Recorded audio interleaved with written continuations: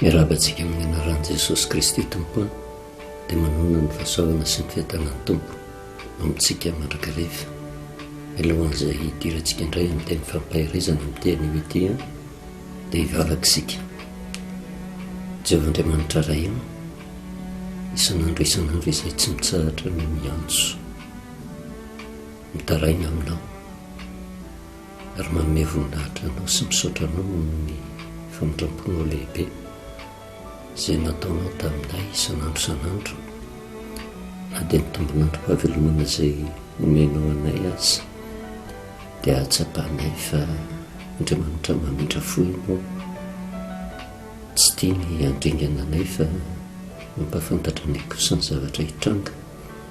mba ahafahanay miomana sy mitandrina ka tsy ho tratry ny loza na ho tonga amin'ny fahaverezana. Mangataka indray izay amin'ity anio ity ny fanahinao masina anao ka hirotsaka mivadravatra amin'ny sambatan'olona tsiraray avy mba tsy handalo fotsiny amin'ny sofinay ny teninao fa hiteraka fiainam-baovao raha tonga anay ho ateraka isan'ny zanakao satria ady no hatrehanay eto amin'ity izao tontolo izao ity, tsy mitsahatra ny fahoriana sy ny loza sy ny zavatra maro isan-karazany hitondra famitahana mba tsy ahitanay ny fahasoavana sy ny fitainako aminao ary mety hiteraka fahaverezana tanteraka ho anay rehefa tonga ny amin'ny Ramalanitra Jesosy Kristy. Dia izany fanahinao masina izany mampanetry tenanay mandrakariva ahafahanay miandrika mpanaitra teny eo anatrehana ny teninao izay omenao isan'andro isan'andro mba tsy hahatonga ny hopiany fotsiny ihany fa ho mpakatao ny teny. Matoka sy mino izay fa mijery ny sambatan'olona ianao ary mamaly vavaka ny tsiraray avy izay mbola mitoetra anatin'ny tsy fahariana indrindra amin'izao andro famindram-po izay mbola asehonao eto amin'ny firenena izao. Dia mitenena indray ary Jehovah ho famiany ny mpanomponao amin'ny anaranao Jesosy. Amen. Miditra mandrakarivintsika ao anatin'ny fanadihadiana ny soratra masina mba hahatakarantsika ny afatrafatra rehetra tian'Andriamanitra apetraka amintsika amin'izao toe-javatra mitranga manerina an'izao tontolo izao. Tsy takona fiainana amintsika fa izao vanim-potoana izao dia vanim-potoana mampieritreritra. Raha ny soratra masina dia vanim-potoana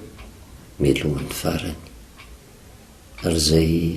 vanim-potoana mialohan'ny farany izay no mahatonga an'ireo famantarana maro isan-karazany rehetra mitranga ary tsy mba famantarana mahafaly akory fa fanairin'Andriamanitra amin'ny karazana loza maro isan-karazany izay miatra manerina an'izao tontolo izao. Kanefa araka ny teny izay fanentintsika teto, misy vanim-potoana any amin'Andriamanitra ny fahatezerany, tsy tena mbola fandringanana tanteraka amin'ity tany iainantsika ity fa fanairana fotsiny, kanefa dia mitsahatra vetivety izay fahatezeran'Andriamanitra izay ary izay nisaorantsika amin'Andriamanitra mandrakariva no nivalim-bavaka izay raisiny na dia teo ary ny fitaintainana manerana ny firenena manoloana ny loza izay efa niatra efa manomboka miaina izy ankehitriny ary mangatahantsika mandrakariva amin'Andriamanitra dia mba hahatonga antsika hivoaka ho mpandresy tanteraka ka tsy hisy intsony ny olona ho ringana vokatry ny aretina izay mitranga manerina an'izao tontolo izao.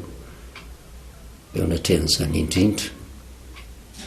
no any amin'Andriamanitra ny famindram-pony satria araka ny nambarantsika hoe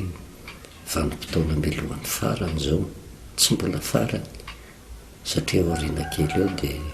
tsy maintsy hisy loza, tsy misy toazy izay miafara ny fandringanana tanteraka n'ity izao tontolo izao ity. Fa ny zavatra natrehantsika hatreto dia trompetra tsofin'Andriamanitra mba hahatonga ny olona handinika ny tenany ka handray fanapahan-kevitra hihevitra ny fiainam-panahiny, hihevitra n'ilay fiainana mandrakizay izay tsy maintsy ho tonga. Matetika ny olona mieritreritra hoe rovina vo tonga jesosy kristy ary zay no mahatonga ny olona manjeny ny andro lava fa tsy mieritreritra izy hoe mandalo ny fiainana ety amin'ity zao tontolo zao ty rehefa nazavaintsika teto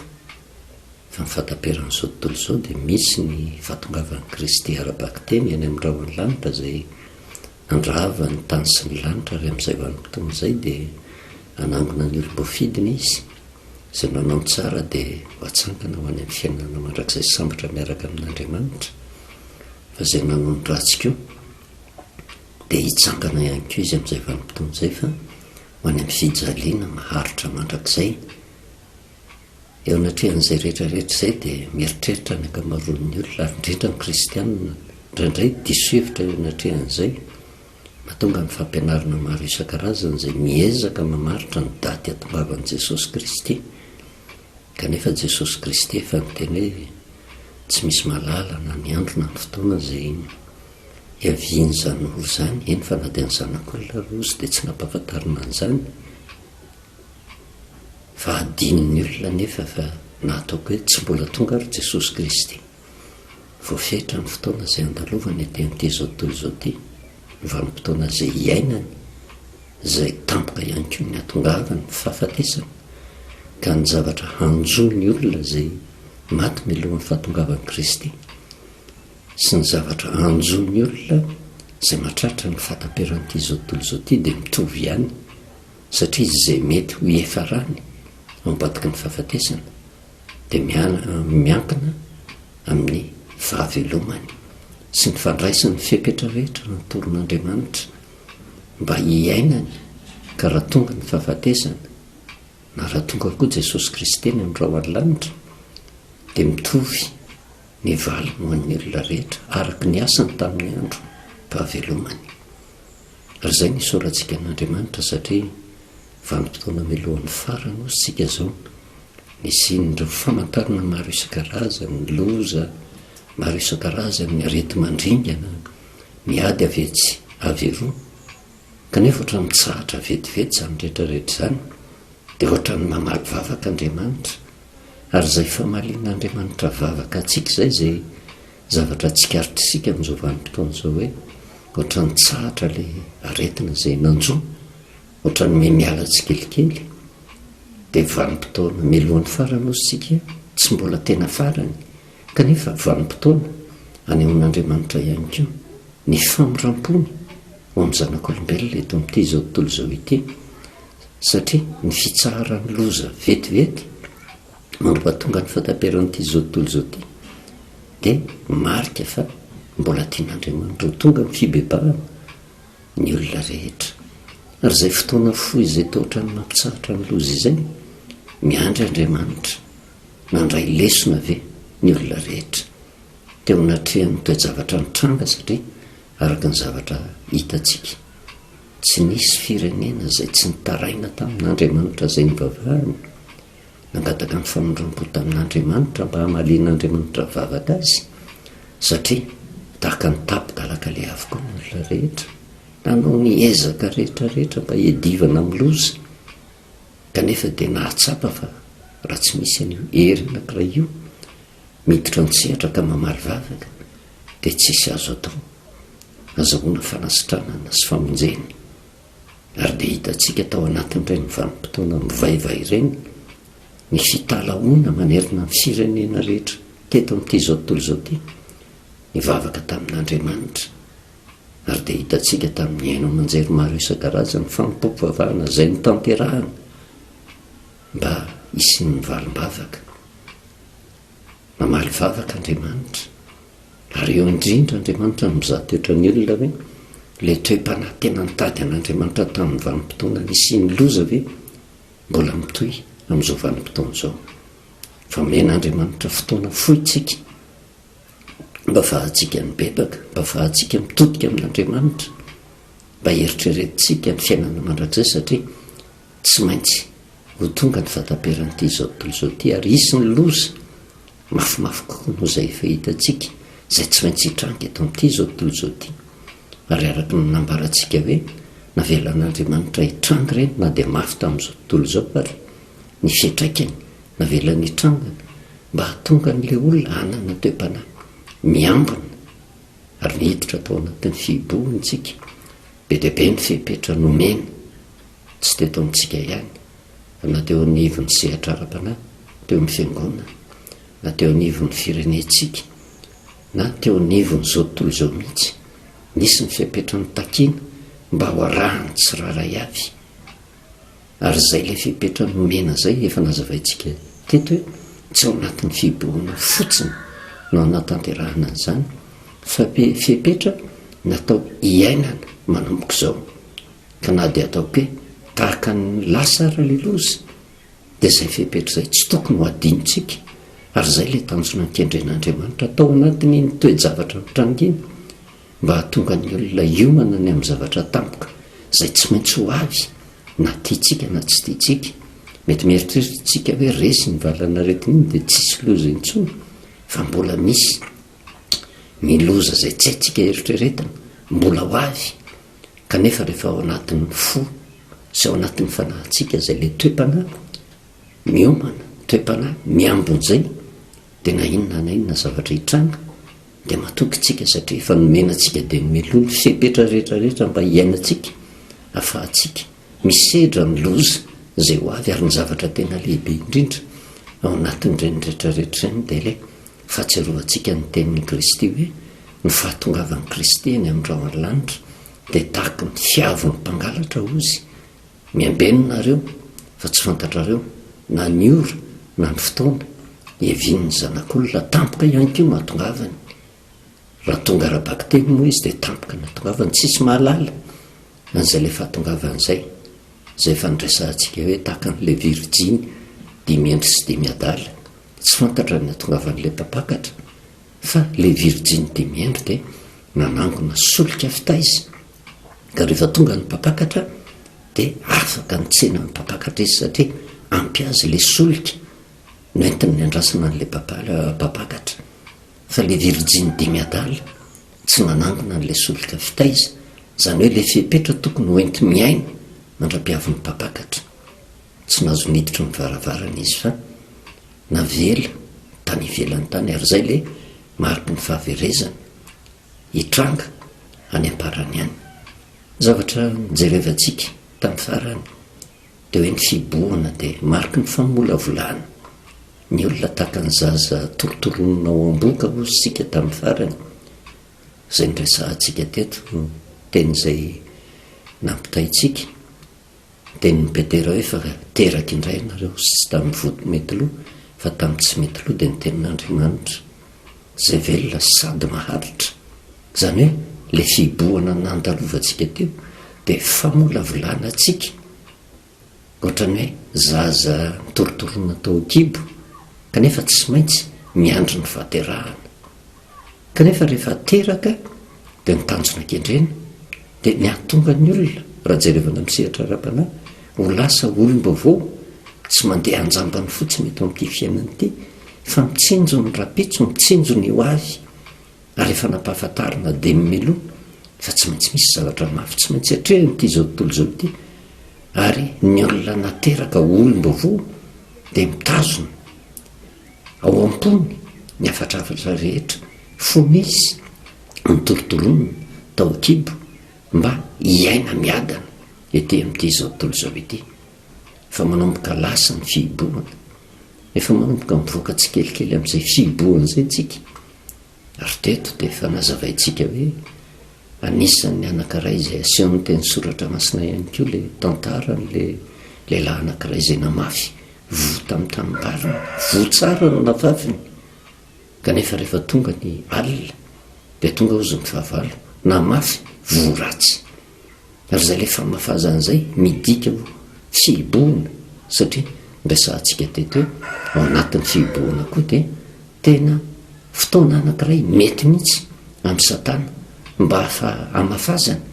foto-kevitra diso hamolavolana ny olona anankiray. Ka rehefa tonga amin'ilay vanim-potoana izay hitsiriany le vo, na tonga amin'ilay vanim-potoana mampitsahatra n'ilay fibohana, tonga amin'ilay vanim-potoana izay hahateraka ny olona dia miankina amin'ilay vo izay noraisiny ny fiainany rehefa avy eo ary eo no ho hita le fiainan'le olona hoe voinona no nanosika n'le olona indray iaina ao anatin'le famorampon'Andriamanitra, le vo tsara ve no naniry tao anatiny sa le vo ratsy. Ary zay miverenantsika kely aty amin'ny bokin'ny Apokalipsy 12 zay vakitsika ny 1 ka hatramin'ny 9 mba atakaratsika be dia be ny zava-panao anatin'ity bokin'ny Apokalipsy 12 ty, fa zay antonona amin'izao vanim-potoana izao no asitsika resaka kely satria ny tenin'Andriamanitra dia marina amin'ny vanim-potoana rehetra, marina taloha, marina ankehitriny ary mbola marina amin'ny ho avy. Kanefa ny zavatra hoentintsika dia hoe inona ny tian'Andriamanitra ampitaina amintsika ao anatin'ity Apokalipsy 12 ny 1 ka hatramin'ny 5 ity, satria tantaran'ny vehivavy anankiray izay be voka zay tao akibony nisy zazany torotoronina, famantarana hitranga ihany keo amin'ny andro farany, satria raha ny bokin'ny Apokalipsy ihany keo dia mampiseho antsika ny toe-javatra hitranga aty aparany. Kanefa manatrika an'izao toe-javatra mamay izao tsika amin'izao vanim-potoana izao, ary manomboka miditra tsikelikely ao anatin'le fandresena zay heverina fa fandresena zay nyresantsika teto hoe aza mieritreritra isika hoe efa mevitsy ny olona tratra ny valanaretana, aza mieritreritra isika hoe efa lasa le valanaretana, fa mbola eo fona izy. Fa inona no mahatonga le fahavitsin'ny olona tratra ny valanaretana dia le olona nanomboka nanaiky tsikelikely nanajany le fepetra nomeny ny firenena, nomeny ny fanjakana, kanefa etsy andaminy ihany koa le olona nanaiky ny ainy ny feon'Andriamanitra ka natonga an'Andriamanitra namaly vavaka ny tsiraray avy. Marina fa tsy ny olona rehetra nge ny manaiky ny soratra masiny, kanefa dia manatanteraka foana ny tenin'i Jesosy Kristy hoe nohony amin'ny olom-boafidy ozy dia ho afoeziny zany andro zany. Nohony amin'ireo olom-boafidy ireo dia niditra an-tsehatr'Andriamanitra ka nanotaraina tamin'Andriamanitra ary ny olona, na nisy tsy nitaraina dia nohony amin'ny olom-boafidy dia namaly vavaka Andriamanitra. Ary zay le ataontsika hoe vanim-potoana milohan'ny farany, vanim-potoana mamperitreritra, kanefa vanim-potoana amin'ny ran'Andriamanitra fon'ny olona sy endrasan'Andriamanitra ny olona hoe firy amin'izay nandreny afatra no andeha anaja ny fepetra. Apokalipsy 12 ny 1 ka hatramin'ny 5 no vakitsika. Ary nisy famantarana lehibe hita tany an-danitra ozy dia vehivavy mitafy masoandro ary ny volana no eo ambanin'ny tongony, ary misy satro-boninahitra kitana 12 amin'ny lohany, sady be voky izy ary mety jazy izy ka mitaraina sary, satria marary fatratra fiteraka tsika tsy hiditra lalina akory,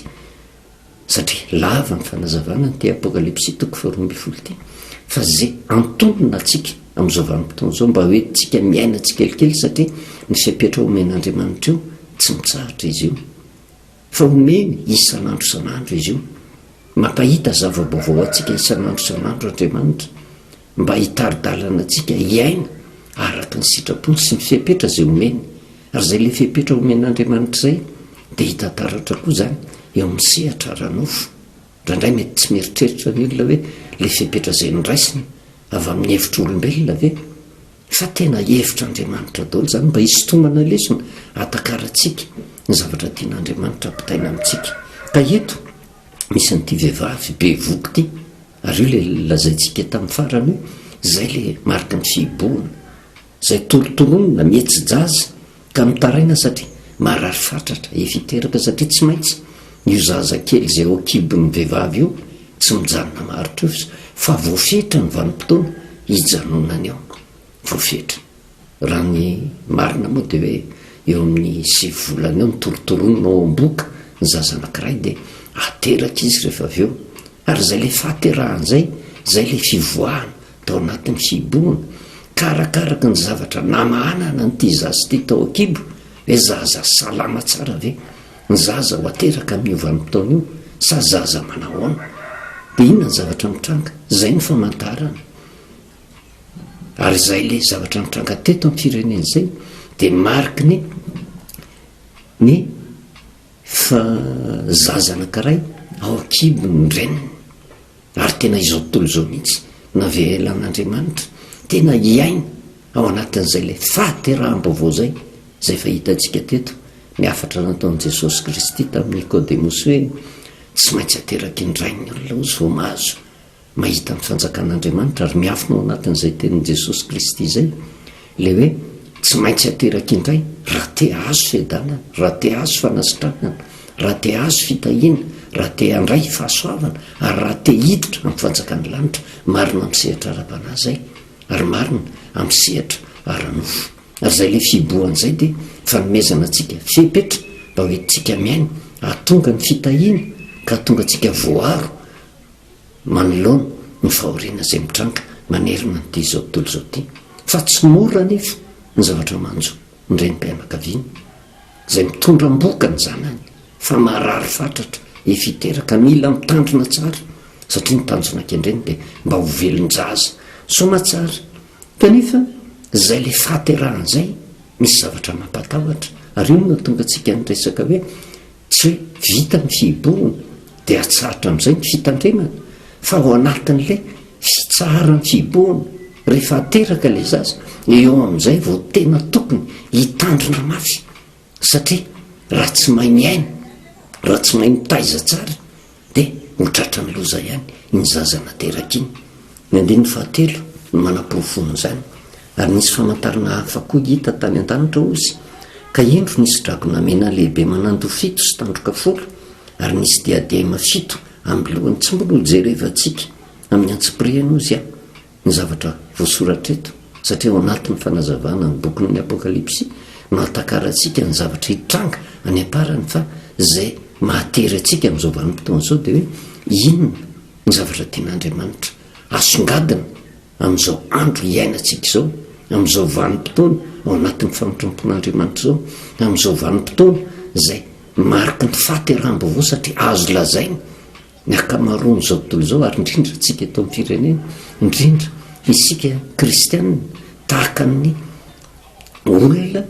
naverina tao kibon-dreniny iray mba ho volavolana ho ateraka olom-baovao fa zay le maha olom-baovao zay dia miankina amin'ilay voasitsika izay niraisin'ilay zaza ka nahavo tsara ny ao anatiny dia mamokatra zavatra tsara izy. Raha voratsy no nikolokoloana azy tao dia tsy maintsy mamokatra voratsy ihany koa izy eo anatrehan'izay fa tsy maintsy ho tonga ny vanim-potoana izay aterahany ka le olom-baovao mizara roa olom-baovao mandeha manaja ary manaraka tsara ny fepetra zay ny zavatra azo antoka dia ho voaro amin'ny loza izy. Fa misy koa nefa olom-baovao vao mainka miaratsy kokoa no ny fiainany teo aloha ny zavatra hitranga eo anatrehan'izay le fahaterahan'izay dia mamokatra voratsy ary nefa misy valiny ny lalana izoran'ireo olona anankiroa ireo ary zay no asehony eto hoe nisy an'ilay famantarana dia efa hitantsika io dragona io azavainy ire ambany ery fa toy izantsika ny andiny faefatra hoe ary ny rambonozy dia manala ny apatelo ny kitana amin'ny lanitra ka manjery ireny eo amin'ny tany ary ny dragona nijanona teo anatrehan'ilay vehivavy fiteraka mba handrapaka ny zanany raha voateraka. Zay ny zavatra hitranga raha vo tonga nitsahatra kelikely io loza io dia efa misy nyity dragona ity efa mitanatana vavy zany hoe miandry kendrotoana hoe raha voateraka io zazy io zay le fahaterahm-baovao olom-baovao na olom-baovao ratsy io na olom-baovao tsara io dia zao misy dragona io efa mitanatana vavy mitady handrapaka an'io zanany io zany hoe mba tsy hatonga ny fahasoavana sy ny fitahiana mba tsy hatonga fiadanana ho an'io olom-baovao io na tsara io na ratsy fa efa miambina eo io dragona io ary io no tokony hitandremantsika amin'izao vanim-potoana izao tsy hoe lasa ny fihiboana dia milamindaminy tsika fa misy dragona sary anohatra apetraka ny tenin'Andriamanitra satria ity dragona ity ery amin'ny andininy fasivy dia zao ny ilazany azy hoe ary nazera ilay dragona ozy dia lemena rana ela izay atao hoe devoly sy satana izay mamitaka izao tontolo izao dia nazera tamin'ny tany izy ary ny anjeliny koa niaraka nazera taminy. Zany hoe ity dragona izay mitanatana vavy ity mitady handrapaka ny zanak'ilay vehivavy izay ateraka ity dia mitanatana vavy izy hamely ity zanany ity tsy hafa izy io fa ny devoly sy satana ozy le mena rana ela miaraka amin'ny anjeliny arinona nataony amitaka ty zao tontolo zao ity. Zany hoe mivanim-potoana ivoahantsika ao anatin'ny fiboana dia tokony ho tsapatsika na eo misehatra ara-panahy na eo misehatra ara-nofo fa misy fitaka bevava zay hitondra korotana, hitondra famitahana ho an'io zaza nateraka io. Ary ny azontsika lazaina dia zao tahaka ny olona nateraka indraytsika amin'izao vanim-potoana zao manomboka mivoaka ao anatin'ny fiboana fa tazatsika ve io dragona io fa nitanjona ankendreny dia hamitaka izy ary marina zany teny zany. Andravy izy hitondra fahafatesana izy mba hatonga ny loza etraika indray mandeha indray amin'ny olona zay tsy mitandrona ary ny zavatra mampatahotra. Raha ny eo misehatra ara-panahy dia nitanjona ankendreny ty dragona ty dia ny hatonga ny olona ho very. Kanefa tsy miditra an-tsehatra izy hoe tena io le devoly sy satana tena hita mivantana fa mampiasa le rambony izy ozy, mampiasa n'le rambony. Raha jerevantsika ny voasoratra ny amin'ny bokin'ny Isaia toko 7 ny 7 satria manandrambo io dragona io, zany hoe manandrambo le devoly sy satana. Dia ary amin'ny Isaia toko 7 ny 4 dia zao ny voasoratra hoe ny loolona sy ny manakajo no lozy ary ny mpaminany zay mampianatra lainka no rambo. Ny mpaminany zay mampianatra lainka no rambo. Zay io voasoratra ty amin'ny bokin'ny apokalipsy io hoe manandrambo izy io. Ary ny rambo nozy dia manala ny apatelony kitana amin'ny lanitra manjery reno amin'ny tany. Zany hoe misy olona zay irahany hitondra fitaka tsy miditra an-tsehatra izy fa olona takatsika ihany no irahany fa ny zavatra hoentiny reny olona reny na misehatra ara-nofo na misehatra ara-panahy dia famitahana, fampanantenana zavatra pokaty, fitomana ny olona hijery ny zavatra ara-nofo zay mety olivina ary matetika ny zavatra mitranga. Ary hitantsika zany tamin'ny fakapanaana taon'le devoly tamin'i Jesosy Kristy rehefa nitokana tany anefitra izy ny fahadianana dia le zavatra tena makitika ny nofo mihitsy no entiny hisaritana ny olona tahaka an'i Jesosy. Tia misy vato ovay mofo satria nona Jesosy Kristy.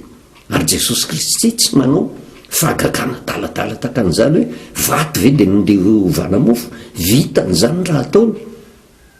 fa tsy mifanaraka amin'ny sitrapon'Andriamanitra zany. Tsisy antony tokony namoronana an'Andriamanitra ny zava-maniry raha vato karangana zao tendrombohatra be zao hoe andeha io ko avana mofo. Ary matetika nefa ny zavatra mitranga na eo misehatra ara-panahy dia io fampanantenana pokaty, fahagagana mandainga maro isan-karazany rehetrarehetra misaritana ny olona ka tsy mahatonga ny olona mandray tsony ny famarinany teny sondratra masina. Ary tsy vitan'izay ihany fa na eo misehatra ara-nofo ihany keo ary dia hitantsika taratra fa tena karazana vato ovana mofo daholo ny fampanantenana pokaty hoentin'le rambon'le dragona, zany hoe le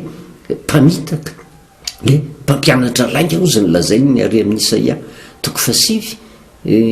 zay hitantsika teo. Mpampianatra mampianatra lainga fa ny olona ny tsy mahatakatra an'izany satria tena le zavatra mahakasika ny nofo ny voakitika dia inona zavatra mitranga be dia be no voasarika raha tsy mitandrina. Kanefa mahatoky sy mino na eto amin'ny firenentsika mitoe-javatra mitranga amin'izao vanim-potoana zao anke dia tena ohatran'ny mahavariana mihitsy. Tsy any amin'le hoe firaisamposy firaisan-kiny mba hitady zay edanan'ny firenena fa tena ohatran'ny mampanantena zavatra pokaty zany. Kanefa le fomba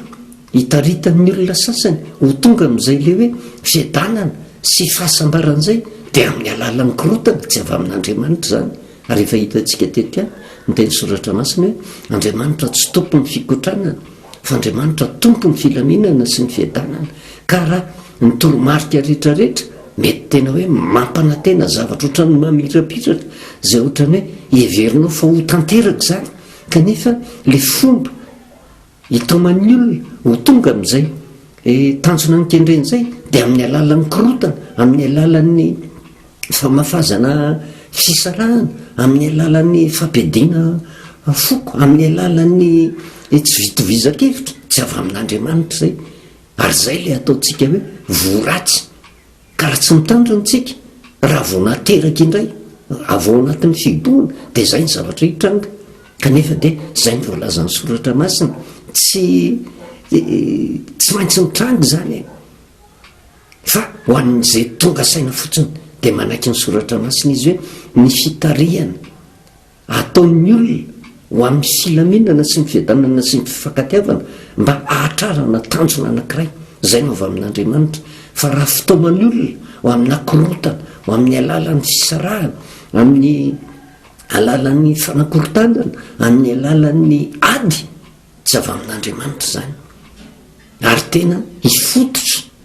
amintsika ny zavatra takan'izany raha izay no raha antsika satria Andriamanitra tsy amin'ny alalan'ny ady takan'izany no ampanantenan'Andriamanitra zavatra tsara ho antsika fa amin'ny alalan'ny tena fanajana ny fipetra ka mikatsaka ny tena fitiavana zay no avy amin'Andriamanitra ka tia dragony teo izy mampiasa ny rambony izy ary ny zavatra ataony manjery reno amin'ny tany izy ary ny dragona nijanona teo anatrehan'ilay vehivavy fiteraka izy mba handrapaka ny zanany raha vao teraka ny 5 zay isin'le teny fampanantenana avy amin'Andriamanitra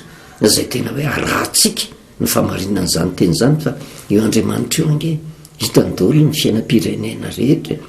ary tsy misy miafina amin'Andriamanitra ny zavatra kotrehan'ny olon-dratsy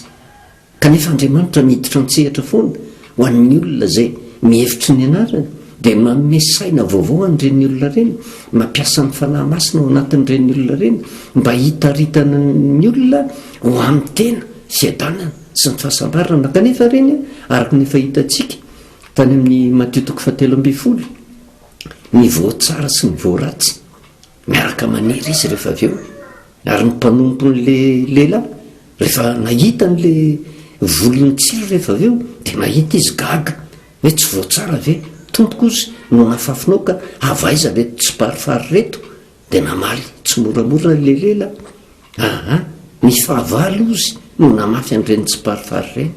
dia nyresaka le mpanompon'le lehilahy tamin'izay vanim-potoan'izay hoe tianao ve tompo raha ongotanay ny tsy parifary fa ny zavatra napetraka le lehilahy dia zao avelo izy hiara-niry eo ihany zany hoe tsy afabelitsika na iodika vy na iodika vanana tsy maintsy misy foana reo antokony olona roa reo zay nateraka samy olom-baovao fa olom-baovao ratsy ary ny olom-baovao tsara kanefa tsy azo atao manilika n'lay ratsy hoe avelao izy hiara-niry eo ihany zany hoe miaraka miaina eo foana ny tsara sy ny ratsy fa misy fotoana voatendrin'Andriamanitra ozy rehefa tonga fararana dia zao angony ataovy amboara anankiray ny vary dia ampidiro any-tsopotra fa le tsy parifary ataovy amboara anankiray kosa dia dory amin'ny afo misy ny vanim-potoana zay amalian'Andriamanitra ary miditra ao anatin'izany tsika amin'izao vanim-potoana zao raha manaiky tsika ka manaraka tsara miafatra sy ny teny fampahirezana dia toko atsika raha ohatra zasy ianao indrindra ianao zay mandre zao teny fampahirezana zao dia tian'Andriamanitra ianao ho ateraka olom-baovao tsara zay rehefa tonga ny vanim-potoana amalian'Andriamanitra ho ataony ho fiany iray ianao ka ampidirina any an-tsopotra ary nidikan'izay le hoe ampidirina ao an-tsopotr'Andriamanitra zay dia eniky ny fiarovana eniky ny fitahiny eniky ny fahasoavany tanteraka ianao amin'izay vanim-potoana zay mba tsy ho isan'le tsy parifary ianao amin'izay vanim-potoana zay ary tsy misy olombelona afaka hitsaranao amin'izay vanim-potoana zay fa Andriamanitra no miditra an-tsehatra zay tena anahavaka tsara mihitsy ny tsara sy ny ratsy zay fandresantsika araka ny voasoratra tany amin'ny bokyny Malaky ary tena vanim-potoana hitrangany zany amin'izao vanim-potoana zao hoe tsy ho mandrak'izay ange ny olona anao ratsy na dia tsy mbola tonga ary Jesosy Kristy ny amin'ny rao an-lanitra dia efa manomboka ny fitsarana ety amin'ity zao tontolo zao ity ary zay no natonga ny Jehovah hiteny hoe entanareo ozy ny tsy vidivin'ny marina sy ny meloka dia ny manompo an' Jehovah sy ny tsy manompo an' Jehovah raha adika amin'ny teny tsotra dia ho hitanareo ny tsy vidivin'ny marina sy ny meloka dia le mandray ny fipetra tsara zay tsy mitondra korotana sy ny mandray fipetra ratsy fa mamaly Andriamanitra ary ataon'Andriamanitra ho hitan'ny masontsika le tompon'andraikitra rehetra na ho misehatra ara-panahy na eo misehitra ranofo ary efa hita mianjaanjanga izy amin'izao vanim-potoana zao hoe tsy azo atao ny manonona anarany fa Andriamanitra no mamaly fa mandray ny valinasany ny olona rehetra araka ny asa zay tanterahany na tonga antsika ny resaka hoe tena zao andro mpahavelomantsika izao mihitsy ange zao no andraisantsika fanapaha-kevitra anaja ny fepetra na ara-nofo na ara-panahy fa misy valiny io natao io misy valiny ny fanapaha-kevitra raisitsika rehetrarehetra misy valiny ka na valiny tsara hiatra ny fiainantsika na valiny ratsy zay ary raha vakitsika ny 15 sy 15 tonga ny vanim-potoana ny voana tao anatin'ny fiboana ary niteraka zazalahy izy ozy zay anapaka ny firenena rehetra mitehmby ary ny zanany no vonjena faingana nakarina ho any amin'Andriamanitra dia ho any amin'ny seza fiandrianany manambara amin'ny lafiny anankiray ny fahaterahan'i Jesosy Kristy izy io fa zay le fahaterahan'i Jesosy Kristy zay keo dia manambara ny olona zay manaradia azy tahaka an'i Jesosy nateraka teto amin'ity zao tontolo zao ty dia tsy maintsy ateraka ny rano sy ny fanahy ozy zay le fahaterahan'ny-baovao indray manaiky ny fepetra zay nomena mba hateraka olom-baovao dia inona ny zavatra mitranga ny 15 ary raha vehivavy kosa ozy nandositra nakany anefitra zay nisy fitoerana namboarin'Andriamanitra mba ho velomany 70 ambirivo andro ary zay andiny-tsoratra masina nyvakitsika eo amin'ny 15 zay zay le tombam-barotra ngizabe ho an'ny olona nanaiky ny volavolainy ho an'ny olona nandray an'le voatsara fa misy toerana efa nomanin'Andriamanitra ho azy any anefitra ozy namboarin'Andriamanitra mba ho velomany 70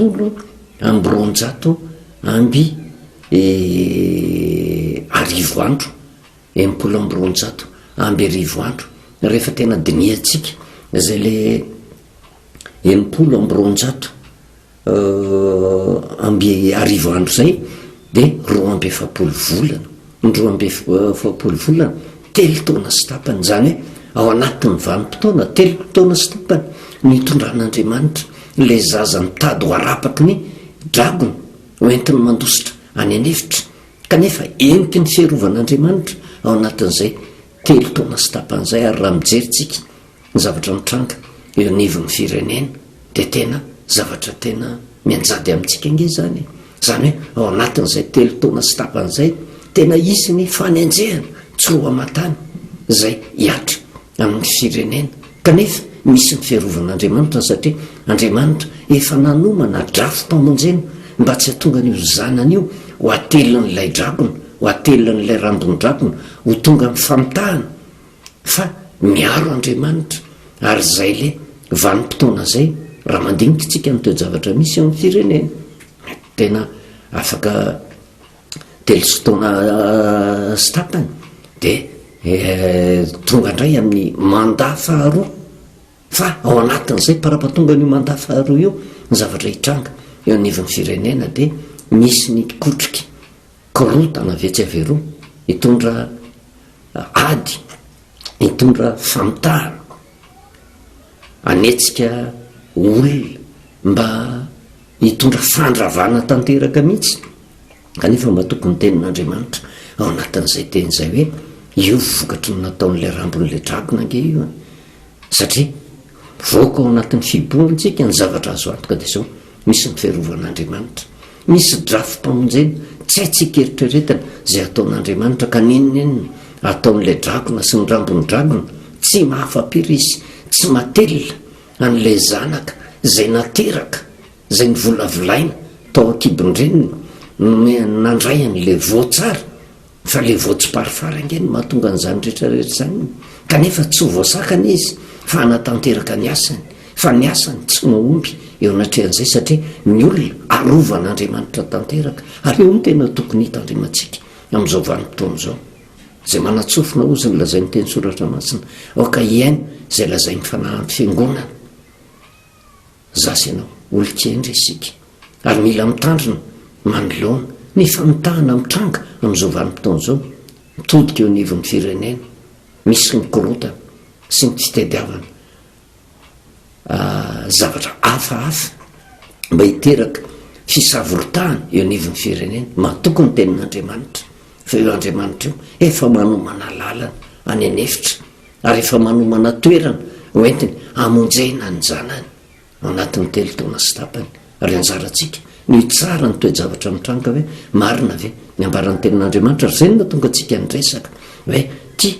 apokalipsy 12 ty misy zava-panahy maro isan-karazany fa zay antonona atsika amin'izao vanim-potoana zao misy tona atsika lesona ao anatin'izay rehetrarehetra mba hitandremantsika satria tsy maintsy hitranjo zany zavatra zany ary tsy tokony ho taitritsika eo anatrehan'izay satria azo antoka raha manaiky tsara ny fipetritsika fa ao anatin'ny telo taona sy tapany dia misy ny fiarovan'Andriamanitra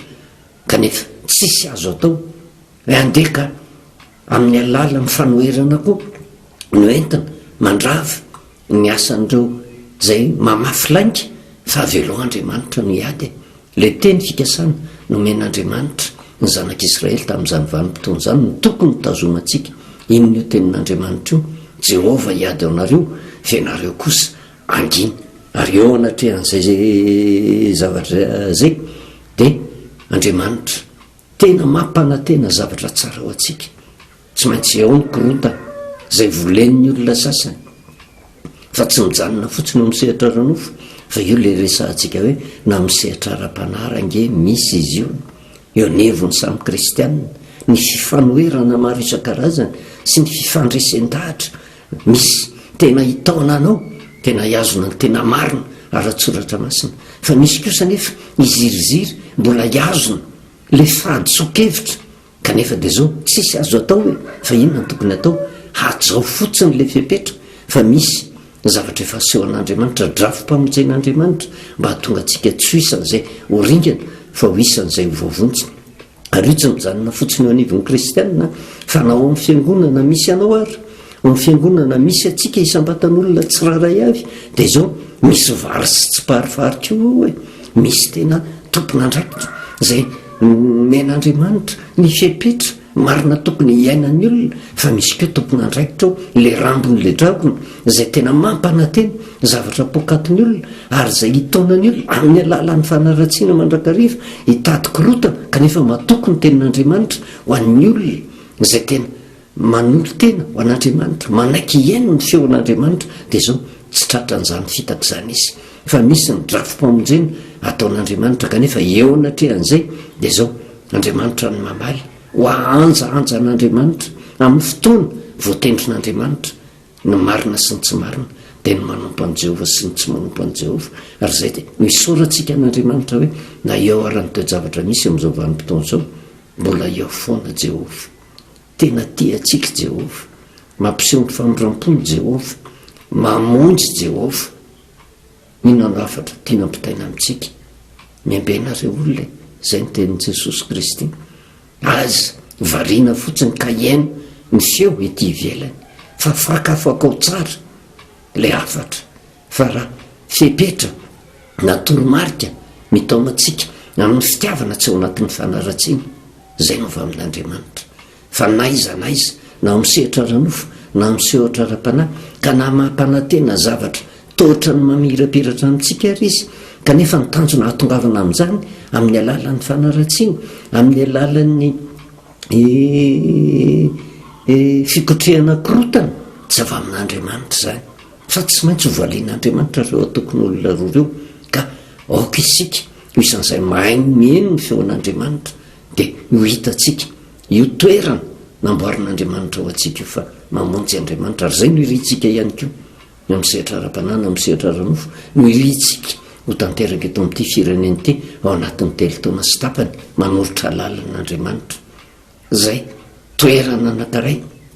hivatanantsika zay andraisantsika ny fahasoavana sy ny fiadanana amin'ny alalan'ny filaminana sy amin'ny alalan'ny fatahorana n'Andriamanitra ka matoky sy meno aho fa Andriamanitra ny fiadanana dia ampahery antsika ao anatin'izany rehetrarehetra zany fa Andriamanitra tsy mba manao na inona izy izy raha tsy milaza ny heviny amin'ny mpaminany mpanompony dia anjarantsika ny mijery an'izay rehetrarehetra zay hoe marina ve zay voalaza ny tenin'Andriamanitra fa rehefa hiditra ntsehatra ka hiasa Andriamanitra tsy misy mahazaka voninahitra ao amin'Andriamanitra rery any vavakisika Jehovah Andriamanitra ray ao dia misaotra anao indray zay ny amin'ny teninao zay tonga taminay tamin'ity anio ity mampitandrina anay ny amin'ny zavatra hitranga ao anatin'ny fivoahana ao anatin'ny fiboana satria mitanatana vava satana ary efa hita miseho lany avetsy averoa ny fanakorontanana na misehatra ara-pana na misehatra aranofo indrindra eo nevo ny firenenay kanefa matoky sy mihiny fa ny sandronao dia mitsotra ary ny sandronao dia mamonjy ary matoky sy mihiny izay fa nifanahinao izay mbola miasa dia miasa ao anatin'ireo mpitantana meo azy ireo mifanahinao masina mba andianany eo anatin'ny tahotra anao mandrakariva mba tonga ny fiarovanao ho an'ity fireneny ity